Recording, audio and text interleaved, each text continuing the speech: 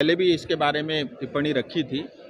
ये खुशी की बात है, 1600 करोड़ के जो है लागत से बागडोगरा का नया टर्मिनल बन रहा है। ये हमारी आवश्यकता भी थी और मैं बार बार जो है यहाँ के जो कॉन्ट्रैक्टर है और एयरपोर्ट अथॉरिटी ऑफ इंडिया को भी, और हाल ही में मैं जब दिल्ली में था मैंने कुछ शिकायतें जो है मंत्री जी से भी की है कि जो भी एम्प्लॉयमेंट है आसपास के लोकल लोगों को प्रायोरिटी में मिलना चाहिए।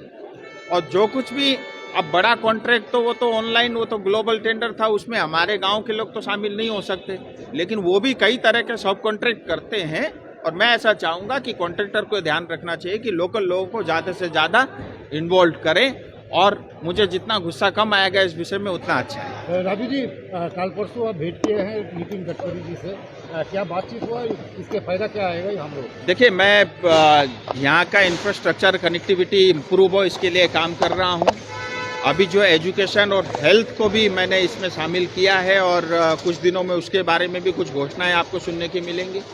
मैं रिसेंटली जब गडकरी जी से मिला था, कुछ मुद्दे थे, जैसे एक तो मैं आपके माध्यम से अपनी जनता को ये बताना चाहूँगा कि जो है कोरोनेशन ब्रिज की स्वीकृति हो चुकी है, डीपीआर, और उसमें भी कुछ अमेंडमेंट था, क्योंकि जब कोरोनेशन का नया एडिशनल ब्रिज बन रहा था, पेट्रोल पंप से थोड़ा पहले से सीधा एलन बारी तक बन रहा था 6.5 किलोमीटर का, लेकिन उसके अंदर में कुछ 10-12 घर परिवार आ रहे थे, उनको रीसेटलमेंट करने की आवश्यकता पड़ रही थी। जब मैं वहाँ पे भ्रमण गया था, वहाँ की जनता का कहना था कि अगर हमारे घर न टूटे तो अच्छा होगा। फिर फर्दर उसको और पीछे ला करके अभी वहाँ पे किसी तरह को किसी घर और परिवार को क्षति नहीं होगी। 6.5 किलोमीटर का जो है एलनबाड़ी तक का जो है नया एडिशनल कोरोनेशन ब्रिज बनेगा। उसके कारण 14 किलोमीटर की जो घूम के यात्रा करनी पड़ती थी वो बचेगी। और कई लोग कह रहे हैं अभी फाइनल अप्रूवल बचा हुआ है, वो क्योंकि उसमें कुछ अमेंडमेंट हुआ था, बजट वगैरह ऑलरेडी सैंक्शन है, एक फॉर्मेलिटी है, डिपार्टमेंट को उसमें हस्ताक्षर करना पड़ता है।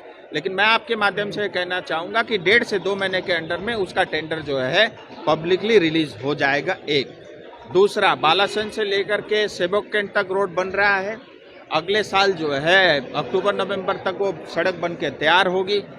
दूसरी बात, आर्मी जो कैंट है वहाँ से लेकर के जो कोरोनेशन का ब्रिज या सेबोक बाजार कह लीजिए, वहाँ तक के लिए 14 किलोमीटर जो है 4 लेन सड़क बनने की भी स्वीकृति हो चुकी है। और इसके साथ ही जो है सिलीगुड़ी रिंग रोड का जो है वो कंसल्टेंट अपॉइंट हो गया है, वो डीपीआर ऑलरेडी उसके ऊपर में बन रहा है। उसको थोड़ा और पुश करने के लिए मैंने गडकरी जी से निवेदन किया।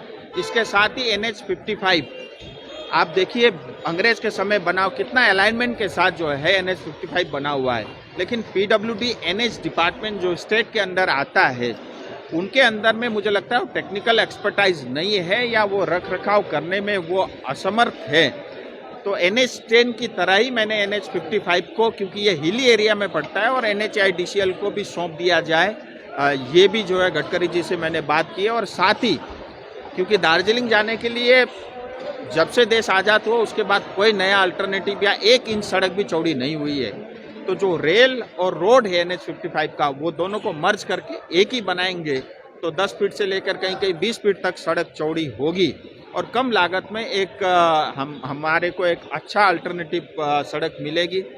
और इसके साथ ही एक प्रपोजल ऑलरेडी जो है भारत सरकार के पास है, माटीगाड़ा से बालासन होते हुए जो है दार्जिलिंग जाने का, उसकी बात की है।